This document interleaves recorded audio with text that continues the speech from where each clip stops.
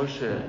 God said to Moshe, Bo el Paro. Come to Paro. Okay? Get it so far? God was there. Okay? Come to Paro. God was Paro. Okay? Yeah. Because I have hardened his heart and the hearts of his servants. Okay? So that I can put these signs of mine in his midst. Rashi says, Hashem said to Moshe, come to Paro. He explains, Veitrabo. What does that mean? He warned him. Right? Hitra means to warn, right? God warned Moshe, or Moshe warned? No, Paro. He warned Paro. Now, what does Moshe have to do when he goes to Paro? Because he doesn't tell him what to say.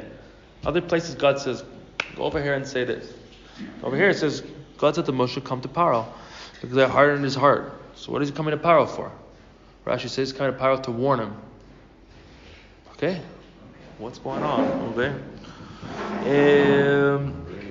He said, okay, the Mefarshim explain. The Re'em, the Gur Aryan, they explain.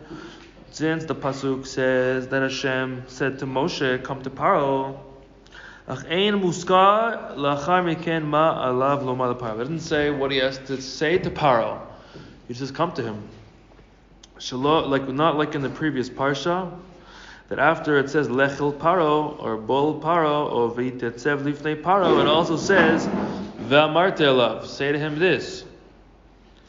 And Dibarte elav, say to him that. Lefichach yitechen lichshov shekadosh baruch hu achen amar leMoshe.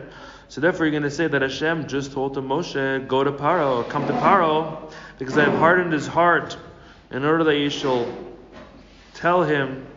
And from these words itself, Moshe would understand that he should say to Paro, Kol Amar Hashem, this is what Hashem said, tomorrow I'm bringing the plague of Arbeh on you, that the Hashem will bring on Mitzrayim the Maket Arbeh. Okay, so Leficha Kotev Rashi, so therefore when Rashi comes and writes Vayamar Hashem v'Moshe, and then he adds that he came to warn him, that even this warning on the Makat Arbeh is given later on through Hashem. So it's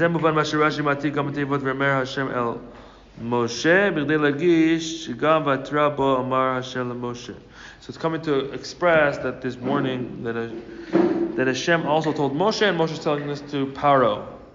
So Rashi learns this in a way of pshat, from the words of Moshe and Aaron to Paro. It says, Kol Amar Hashem, Al Kach She'ein Katuv B'Tchilat HaParsha. Therefore, in the beginning of the Parsha, it doesn't say, V'amarte elav, you shall say to him, Harinu Motzi'im. We see many places, She'inanim Mesuyamim Mofe'im Rak V'divrei Moshe, that things are given only through Moshe. Mikach Muvan, from this you understand that Hashem told him this. Okay, and on the other hand, Inanim Rabim Mofim Rak V'divrei HaKadosh Baruch Hu El Moshe. Many things show only from the words of Hashem to Moshe, and from there we know that Moshe acted upon them to bring them out. Okay, so we must understand. In a general way, Rashi uses expressions from words of the Psukim, specifically when the explanation is based on the Psukim. Specifically here, that when Rashi says V'hitrabo, he warned him, is connected to the words Bol Paro. That is based on the words V'emer elav Kol Amar Hashem, and you shall say to him, this is what Hashem said. Rashi tzarich hayalomar, Rashi could have said V'amarta elav, that you shall say to him, it's similar to the pasuk in Parshat Va'era that's connected to him, to the same bitui of Bo'al Paro.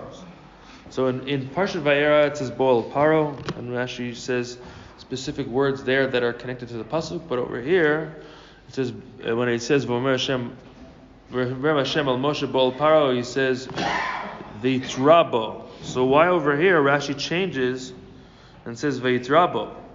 From this we understand that from these words that he warned him, Rashi is coming to imply and to emphasize that what he needs to say needs to be a warning.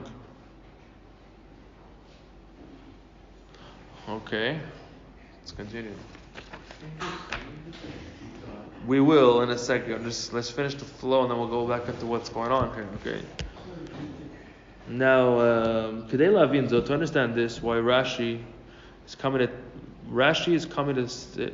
explain that when Hashem is saying to Moshe, Bo'al Paro, he's coming from there. Rashi understood that the pshat is that when he's coming to Paro and he needs to say something, that saying that he needs to say to him is the warning. Okay, so now to understand this, we have to understand first what Rashi says. Sounds like Moshe didn't want to go. What do you say? It doesn't say that Moshe didn't want to go. Alpi Pneumius things that Moshe didn't want to go, so Hashem said, I'm there. But like I'm saying, just the pshat of the psukim, he says, warn him, okay? 1 second. Well, to warn him of the forthcoming plague, okay?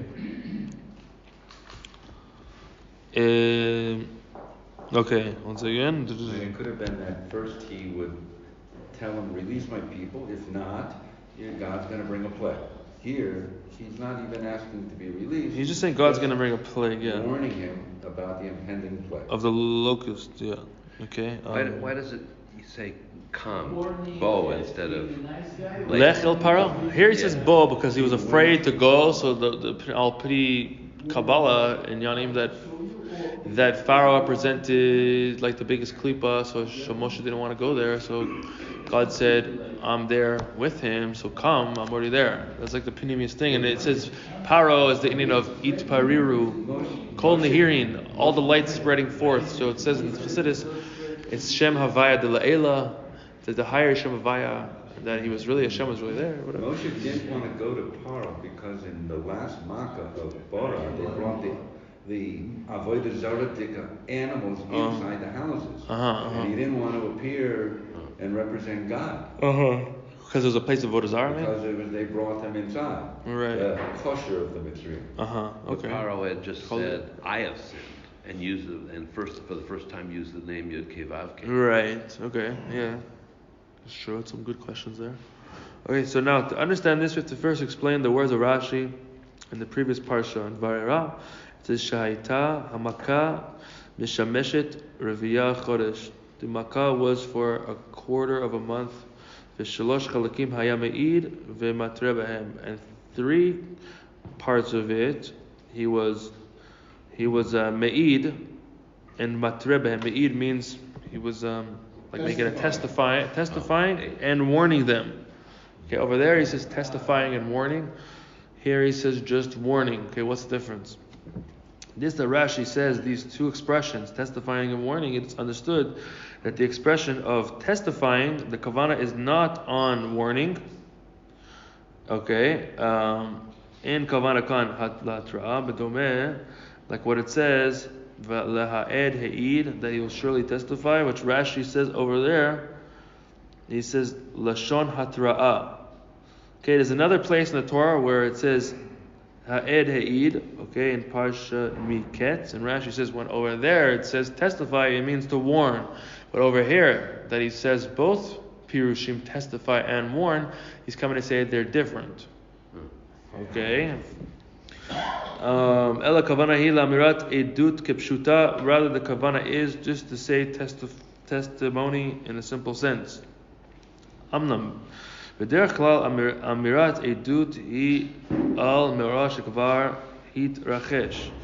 When you say a testimony, it's usually talking about a certain situation that already happened. Okay?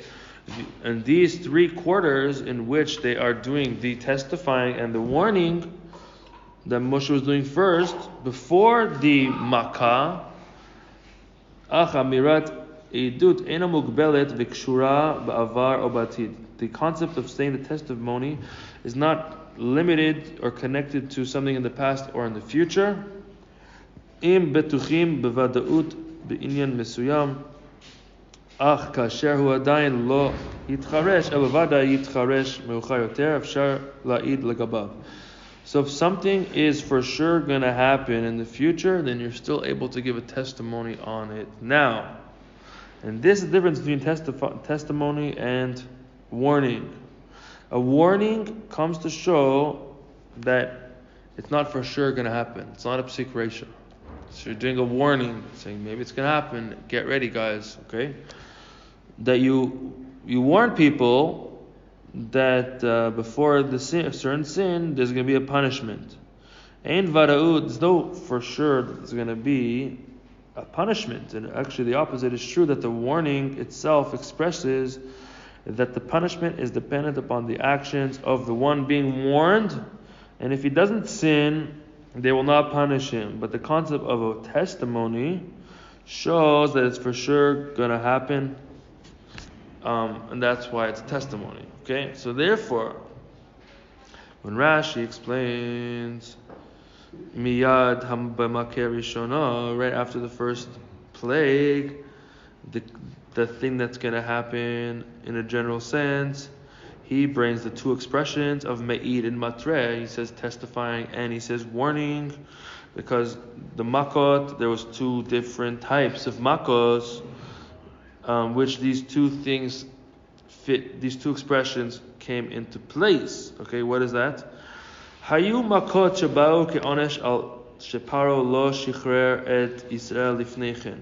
Some plagues were punishments because Pharaoh did not release the Jewish people before this. That was one type of makkah. Shikama harishona, like for example, the makkah of dam. Why did God send the makkah of dam, of blood? It was a punishment of the behavior that came before it, as it says, Ve'ina lo shamata ad כה, you did not listen until now. Therefore the blood came, so the blood was a punishment. So whenever it's a punishment, then there's going to be a warning, okay? L'gabei sug zeh shel makot metzen Rashi et bitui me'id. So he comes and says me'id, testifying. Why? Shemoshe amar dvarav l'gabeihen bevadaut shehen tigana. The Moshe said for sure this is going to happen. Kihen mehavot onesh al chata'av ha'kedolim shel Paro, because these are a result and a punishment of what Pharaoh did wrong before. So therefore, when they were saying that these things are going to happen, they did it in a lashon of edus, testifying. Okay. Matarat Moshe be'eruto b'makot elu. The purpose of Moshe doing these testifying these makos was in order to make known to Paro that this is not just a happenstance, but it's really a punishment from Hashem al shichruto et Israel, because they didn't release the Jewish people. V'hayu makot sheba'u ke'onesh al sheparo eno meshacher et Israel behoveh. Some of them, those were Moshe didn't release the Jewish people at certain times. God is now sending punishment. That's for sure going to happen. Moshe is saying, I am testifying that this is going to for sure happen. There was other makos, other plagues, that since Moshe didn't release the Jewish people in the present moment, and from now and on, Pharaoh did not release the Jewish people from now and on, as we see. In our psukim here, for example, the second makkah, which is tzefardea, frogs, okay? That makkah, the pasuk says, also in Orev it says that also, if you will refuse to send them now, talking about, I am going to bring the tzfardim, the frogs, all over your midst.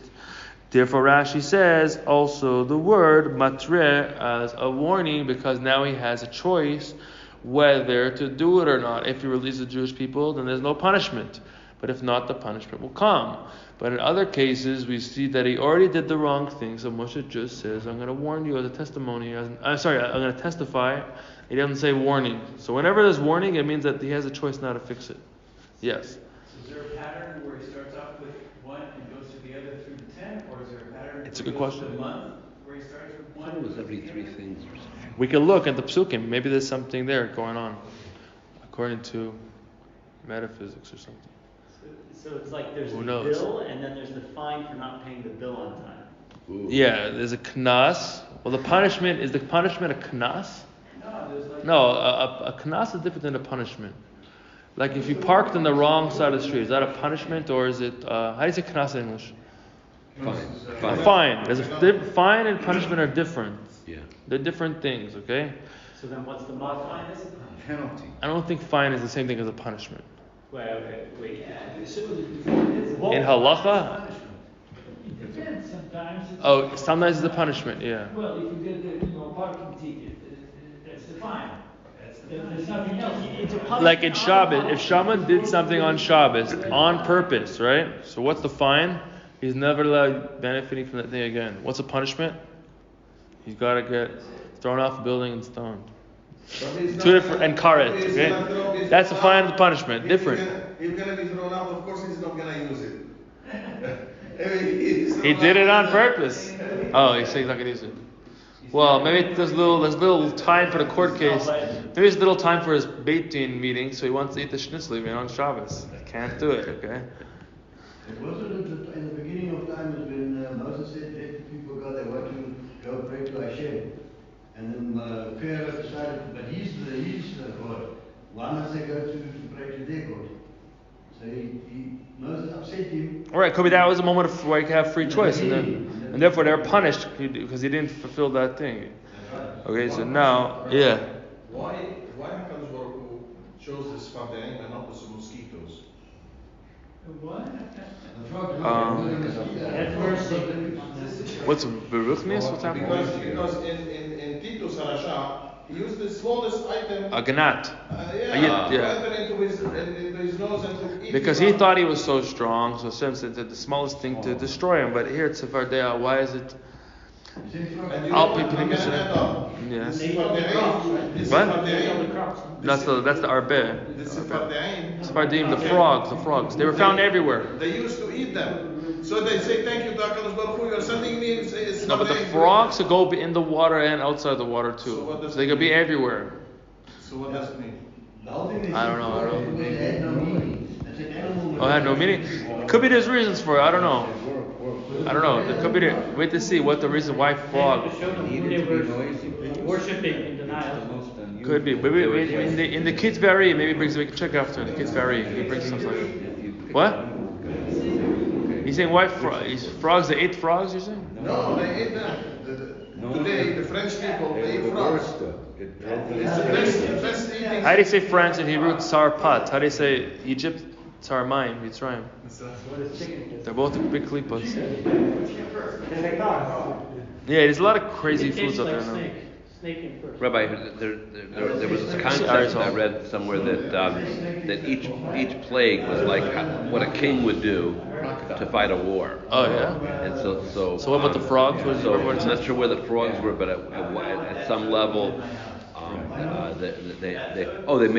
they damaged the water system.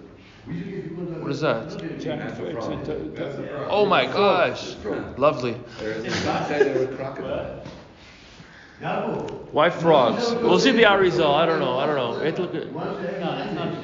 Rashi says there was one big frog. And then they hit Oh, really? it. It's probably Let's see in the Arizal. I don't know where to look at it now. In starting a war, Yeah. you first want to damage the water supply. That's a good point. Yeah. And The there was blood, I took the blood think the first. frogs might have been like a shofar. You'd have you blow a shofar.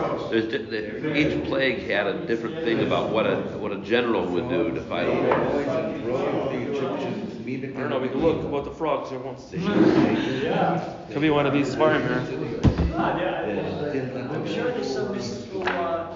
Oh, everything has mystical. I think they made a lot of noise. I heard one thing, I don't know where I heard it from, but it's that when the 10 utterances were made and they came into the world, these 10 things, Sfirot, the Egyptians corrupted all of them, and each Makkah was to re-tikkun each Sfirot. So, because there's another time it mentions, there's another time, I don't know, it re-mentions the creation. Oh. So if you follow the path of things being created, Yeah. something like that. Okay. Well, You get 10 words of creation, 10 different. Okay, 1 second. Let's just see here. If not, we'll just go weiter and let's see. I don't think it's here actually. Probably not here. Never mind. This is a whole different thing. Okay, talking about the frogs. We'll think about it next time. What's that? Said stuff's going on. It says staff's going on. Oh. Okay, so now this is what Rashi says at the beginning of our pasha, where it says Vitrabo. He warned him because the makkah of the arbe, okay, the locust. Moshe Yitrabo Paro. Moshe warned Paro, and he didn't testify. Why? Because it says Ki im ma'enata lishloch etami, if you will refuse to send my nation. So meaning it was dependent on what Pharaoh was going to do. So therefore it wasn't a testimony, which was for sure going to happen. It was a warning. So when Rashi says it's a warning, that's what he's coming to imply. Okay. Did you get that when you read it? Hard to know that. What? Okay. What did you say? Are we going to get to something? Yeah. We're explaining Rashi. Getting the semantics right now. Well, now we're understanding Rashi. You're just getting pshat. Okay. We're still 5 years old, guys. Okay. We're trying to get pshat. Okay, so now you have to go to Paro in order to tell him about the 1 second. I made his heart and the heart of his servant stubborn, so that I could put these signs of mine in his midst. Okay, what are those signs? Rashi says Shumi, or there's another word, Shimi, Ashit Ani. Okay, we're gonna see what that means. Now, Achadayin lo legamre boro, it's not fully clear. When it says, V'yomer Hashem el Moshe bol Paro, Hashem said to Moshe, come to Paro. She'otan mitkaven Rashi lav here. Rashi comes to explain. As you said above, Shlo rak al halicha lefaro haita hora'ah. Not only going to Paro was necessary, l'chora lo siv, and then it says, and tell him, you not only just go to Paro, elagam yomar lo, also you should tell him about the makat of the arbe, which basically first we're saying that it's a warning, which means that it might happen or not, and then it says, in order to make known to him my wonders, the signs of mine in his midst, and these signs of his is the arbe. So there's something deeper going on, because if it was just to warn him about it, which means basically happy or not, then just say Vayomer Hashem El Moshe Bol Paro, because I made their heart stubborn. It doesn't stop there. It says in order to make known to them my the signs of mine in his midst, which we know, which the meaning of that is the arbe. So if the arbe is only the level of a warning right now, so why does it continue and say in order that I shall make known to him the signs? Something else going on. You get the question? The signs of the arbe. Basically, first you're telling me it's a warning that maybe it's happening or not, and then at the end of the pasuk you said that he'll know that it's coming. Basically, you're saying warning, maybe yes, maybe no, and then at the end of the pasuk says it's coming. Which one is it? Okay, Hashem decide. What do you say? Oh, is it one pasuk? I'm saying so. Therefore, it's the beginning. It's basically saying maybe it's going to happen. If you listen, it won't happen. At the end, it's saying it's going to happen. David. HaKadosh Baruch Hu wanted to hazek et levosh, to be boshet Paro. So even Mavruk. if you take a thing, he's going to make it at the end, and then this is going to send him. So you're going to see Hashem hardened Paro's heart, which took away some free choice, but Paro still had other choice. We're going to see soon what's going on. Okay? Why do you have to emphasize in this pasuk that the words of Moshe to Paro should be in a way of warning and not in a way of testimony if it seems like it's for sure going to happen at the end of the pasuk? So to understand this, we must explain first the difficulties in this pasuk in general. When it says Bol Paro, Hashem gave him, and it says a reason. It says Ki ani nichbarati et libo, because I have hardened his heart. Okay, what does that mean? Question number 1. Okay, there's a few questions. Okay, so it says, "B'chol ha'makot ha'kodmot lo natan HaKadosh Baruch Hu LaMoshe siba litzivui la'id o lehatrot." In all of the preceding makos, Hashem did not give Moshe a reason for the commandment of testifying or warning to Paro in relation to the Makos. Okay.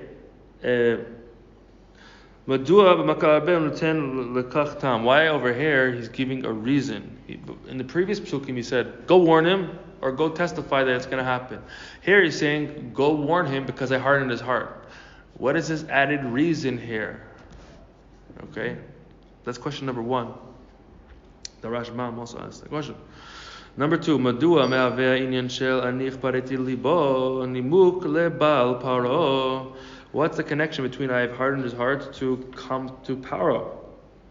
Which means that the reason of coming to Paro is lechora, to warn him on the Makov Arabeh and to convince him to release the Jewish people from Mitzrayim. But since I have hardened his heart, therefore the opposite is the case. It's going to be nimuk le hamanaut malichal Paro. It's going to stop him from going to Paro, because I hardened his heart. So therefore, what does it matter if I warn him if Hashem hardened his heart? So it's for Moshe to, even Moshe might think that, what's the point of going? He's saying, I already know I know that you know that I hardened his heart, but you still have to go anyways. Right. I have an answer. Yeah, what do you think? The answer is for Am Yisrael. That what? That they will see that HaKadosh Baruch Hu is going to give them the Makkah, and they will, the Amin Bakadosh Baruch Hu. Hari Aiser Makkah. Yecholiyot. Let's see. Because HaKadosh Baruch Hu can do the Makkah. Why the Makkah Bechorot he did it the first time? Yeah. He had to wait until 9 Makkot will be done, and then he gives Makkah Bechorot. He could have given them Makkah Bechorot, and then they will say, oh, okay, I'm going out. Okay. So he waited until the 9 Makkot to show Am Yisrael. No, but Abra wasn't the 10th one. That was Makat Bechorah was the 10th one. Yes. Okay. I'm saying why he didn't give Makat Bechorah to the first one. And let them say, okay, we surrender. No, HaKadosh Baruch Hu wanted to give them 10 Makot, so Am Yisrael will remember 10 Makot. Okay. Let's see. The Orach Chaim over here bring down the question is that when Moshe saw that even in the Makat of Barad, of the hail, Shaita Kashe Barabe Me'amakot HaKodmot, it was much harder than a lot of the Makot that came before it. Okay? Once again, Hitvada. Because only in this Makkah he said, I have sinned, he regretted it. Okay? He said, Chatati Apam, this time I sinned. Okay? In which one? In the Makkah of the hail. Okay, so why? Specifically after the Makat of the hail, when Moshe warned him that he's going to bring another Makkah, Rashi says, Ad matai yeh ze lanu lemokesh. Until basically it was such a strong, difficult Makkah that after that, Pharaoh said, I have sinned. He regretted it because it was so strong in relation to all the other previous ones, okay? Lo ishpia al Paro, didn't affect Paro in the end of the day.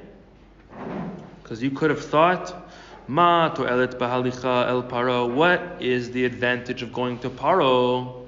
Haribalav hachi lo yater, without going to him it would not help, because even the hardest Makkah up until now, Barad, even though he regretted it, but he still went harder, he hardened himself afterwards. Because Hashem said to him, Ki anich baret libo, because Hashem said, I hardened his heart. And the Makat Barad did not help, because I have hardened his heart. It's not because Paro by himself is difficult by himself. Therefore, when Hashem will take away the heaviness of the heart that he created, then it will help Paro for going to him. But according to that explanation, it's not understood.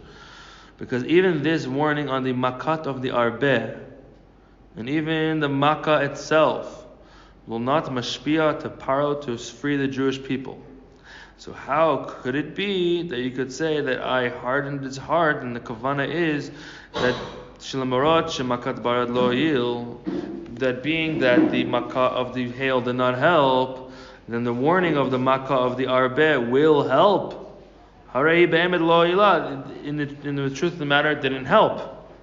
Okay, that was all little brackets. Okay, let's continue.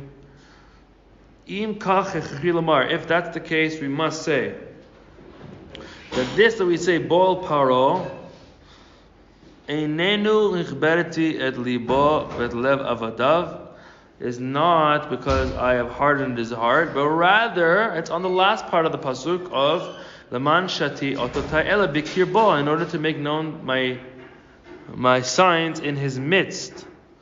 Which means when it says Ki Ani Chbereti, once again, the implication of the words Chbereti that were said after Bol Paro is in order to make known my signs in his midst. What does that mean? That how She'amnam halicha leParo lo tashpia alav lishloach et Yisrael. The coming of Moshe to Paro is not going to help him free the Jewish people. Because the makos until now did not even help, right? Even the hardest makkah of hail did not help, because Hashem hardened his heart. Nonetheless, you shall still go to him and warn him on the makkah of the arbe, in order that I will bring my signs in his midst. Okay, we're getting a little closer to understanding what's happening. Okay, we'll continue. What time is it? Yeah, we'll do a little more now. Okay, now. According to this, there is another difficulty.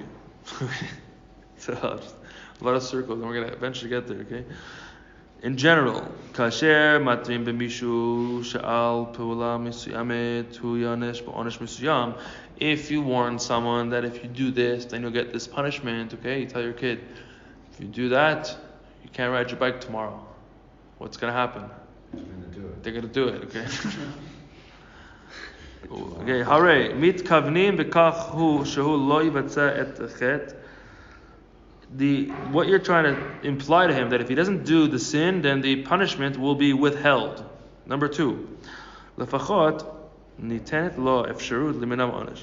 At least you have the ability to withhold the punishment al yedei tziyut lazhara v'yasiyat chet, through saying the warning and the person not doing the sin, then you would not get the punishment. But in our case, the kavanah was that sheparo lo yetziet v'achen ikabel et onesh. The kavanah in our case was that Paro will not listen to the warning, and he will also receive the punishment. Because this is laman shati ototai ela b'kirbo. And furthermore, kevan she'ani ichbaret libo, since I hardened his heart, he didn't have the ability to withhold the punishment. So what kind of a warning is it? So there's a case that comes up that Hashem hardened Moshe's heart, and therefore, and Moshe still warned him anyways. Okay, so now in this case, he's warning him. It's for sure going to happen, and Paro's for sure not going to listen, and he's for sure going to get the punishment. It's an interesting scenario here, right? So according to this, we could explain that the words Ko Amar Hashem, that Hashem said these words, that I bring in tomorrow the locust. Moshe lo yitra beParo legabei atid. He didn't warn Paro about the future, but he warned in front of him on his actions in the past. What is the pshat? That the locust will come upon him if he doesn't listen to what Hashem said before this, which means Ad matai ma'anta la'anot mipanai. How long did you refuse from answering in front of me? Okay, which means the following. When he says Shalach ami v'avduni, send my nation so they shall serve me, ki im ma'en atal lishalech ami, that you'll refuse from sending my nation, and therefore I will bring upon you the locust tomorrow. Ne'emar rak deilav, here it's only coming to emphasize that she'im b'chol zot, without this, hu yishlach et Yisrael, he will send the Jewish people. That he will withhold the punishment that he is deserving on for sure because of the previous sin of withholding, which basically means that Hashem is going to send this punishment to you for not listening because you already were chayav on it in the past. But if you will listen now, then Hashem won't send the punishment that you were already deserving of in the past. So basically, he's able to change the punishment. The warning already happened, and Pharaoh already did the wrong thing. But Hashem is sending another warning, that this new warning gives him the ability to change his actions, to withhold the punishment that he was already deserving of. Which was Mida Keneged Mida. Whatever that was. Yeah. He did it. The punishment of the Arbeh is already, he already did the Avera to receive that punishment. Now when Moshe is coming to warn him, he's warning him because he's saying that, listen, you have one last chance. Clean up this thing, or you can't use your bike. You already can't use your bike, okay? Because you did whatever was wrong. But now we're not going to sell it. Right? Like that kind of thing, okay? Now, I'm wondering, we're talking in the context of warning and, punishment. Yeah. The first time we hear that is with Adam and Chava. Don't eat from this, and then they eat from it, and there's consequences. Yeah. But with Noah, we know that, I don't know if it's in the Rosh, is that he's building the Teva, but yet he doesn't warn anybody. And even though they call him the Tzaddik generation, the Drushim say, why did it take 120 years for the Teva to be built? He really should have been telling people, and he didn't do that. And then with the Tower of Babel, there was no warning. And then there was a dispersion. Okay. What did Egypt pick up on that? What did Paro pick up on that idea if they were such great astrologers and stuff? That's something bad to happen? The idea of that you can get punished without a warning and you can get punished with a warning. And here he's getting both. No, he was already supposed to get punished because he was already warned. Now Hashem's saying, I'm giving you a second chance not to receive the punishment. I'm going to warn you again that it's for sure coming. But if you send the nation, then you won't receive the punishment. You don't give a warning unless it includes in itself the chance to repent. Yes, right. So, but in order to negate this explanation, okay, now in order to negate this explanation that we just said, Rashi says he warned him. What does that mean? That his warning to Paro of the Makkah of the Arbeh was a warning, like the simple meaning of the pasuk, that and the punishment of I am bringing upon you the locust tomorrow is because you withheld from sending my nation, and that's not a contradiction of his explanation of I have hardened his heart in order to show my signs, as we will explain in Sif Hey tomorrow. Okay, complicated. What? No, it's complicated, but it opens up a lot. I know. I've never seen it this way. I'm saying, like, Rashi thought about all this stuff when he read his Purim. It's crazy. Yeah, I know. It's too much. That's what I'm saying. Out of all the Spartan